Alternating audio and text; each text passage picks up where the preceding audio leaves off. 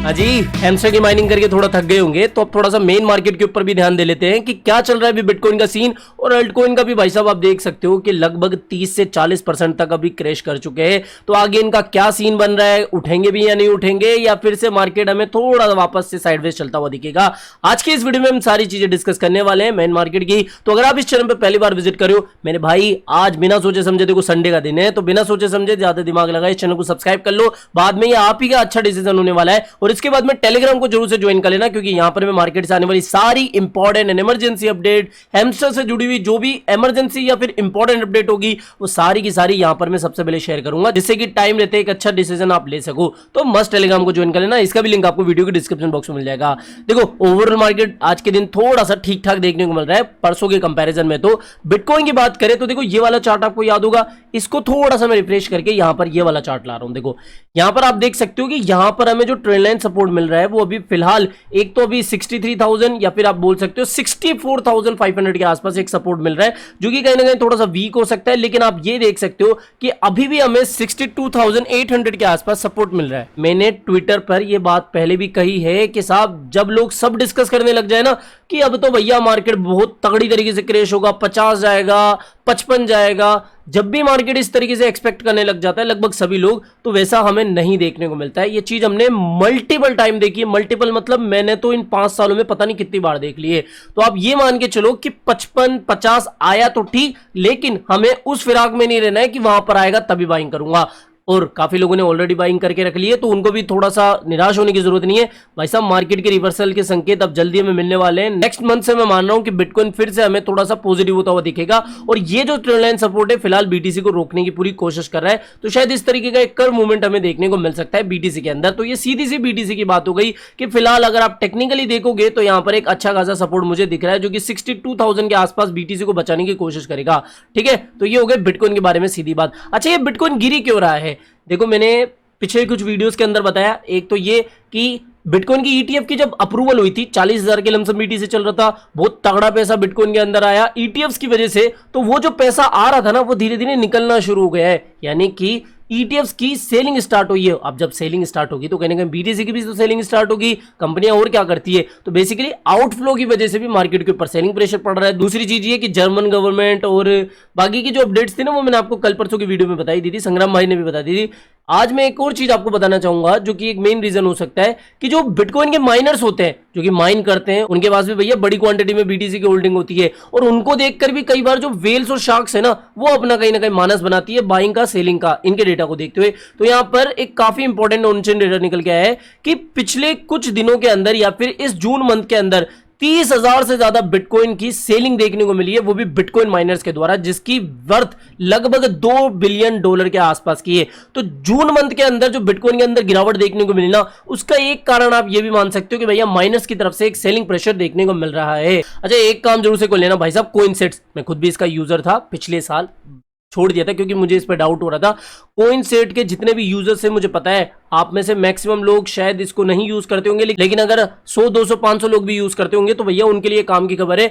कोइनसेट्स के ऊपर अगर आपने वॉलेट बना के रखा था, देखो कोइनसेट्स क्या है, अगर आप डिफरेंट वॉलेट यूज करते हो, एक्सचेंजेस यूज करते हो, तो वो पूरा जो एक्सचेंजों का डेटा है, वॉलेट का डेटा है ना, वो आप एक ही जगह पे ट्रैक कर सकते हो ओवरऑल।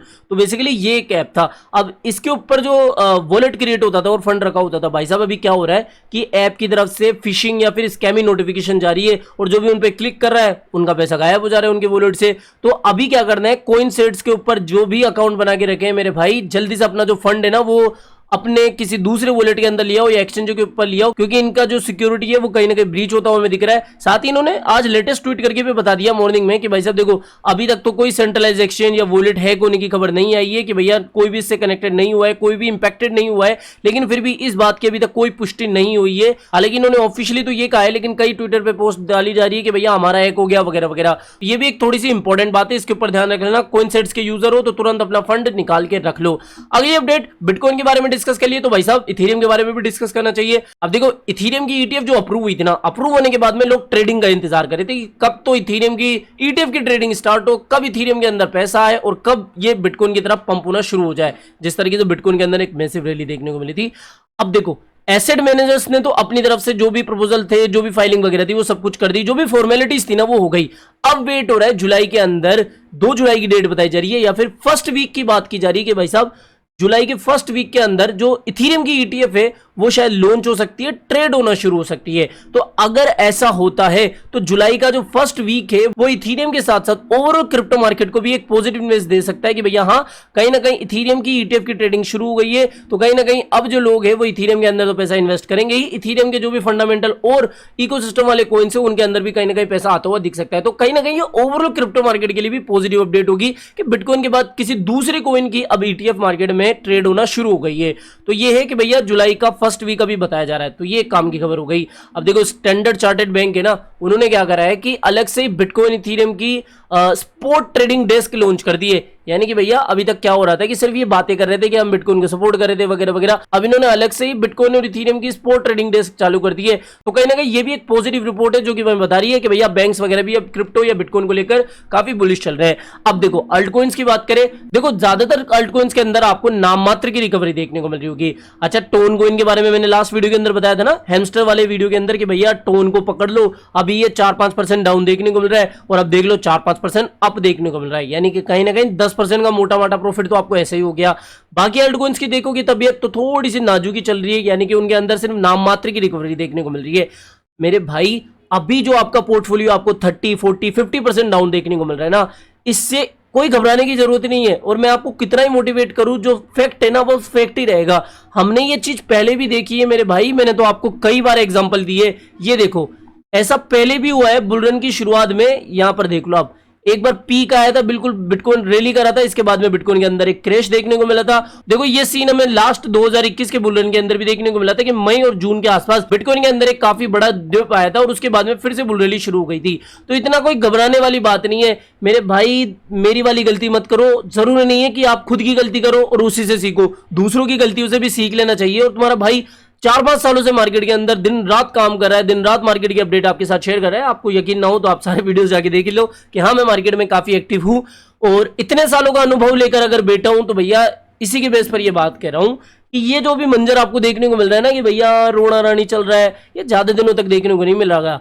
अगले कुछ आगे आने वाले 1-2 महीनों के अंदर अंदर बिटकॉइन आपको अभी जिन लेवल के आसपास देखने को मिल रहा है ना, ये लेवल आपको मजाकिया देखने को मिलेंगे। और अभी आप अगर डर का माहौल देखोगे तो वो इतना नहीं देखने को मिल रहा है, लोग अभी भी ग्रीडी है। तो बिटकॉइन अगर थोड़ा सा और करेक्शन लेगा तो कहीं ना कहीं फिर हमें डर का माहौल या फिर ग्रीड से न्यूट्रल होता हुआ माहौल देखने को मिलेगा और उसके बाद में कहीं ना कहीं हम फिर रिकवरी एक्सपेक्ट कर सकते हैं।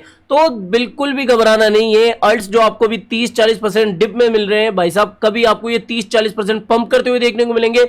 आप भी यही हो, मैं भी यही हूं, सारी चीजें आपके साथ फिर से शेयर करूंगा। तो डीमोटिवेट मत हो मेरे भाई, जल्द से जल्द आपको मार्केट पंप होता हुआ दिखेगा, बढ़ता हुआ दिखेगा। बस इन शॉर्ट आप 70 बातों की एक बात ये समझ लो। तो भैया सेल्फ मोटिवेटेड रहो, इतना कोई रोना रानी की जरूरत नहीं है, ठीक है? समझ में आ गया? आई होप आज का ये वीडियो आपको पसंद आया होगा। वीडियो पसंद आया हो तो डेफिनेटली वीडियो को लाइक करना है, चैनल आप ही का काम का तो चैनल को भी सब्सक्राइब करके रख लेना है। मिलते हैं जल्दी नई अपडेट के साथ। टिल देन जय हिंद, जय भारत।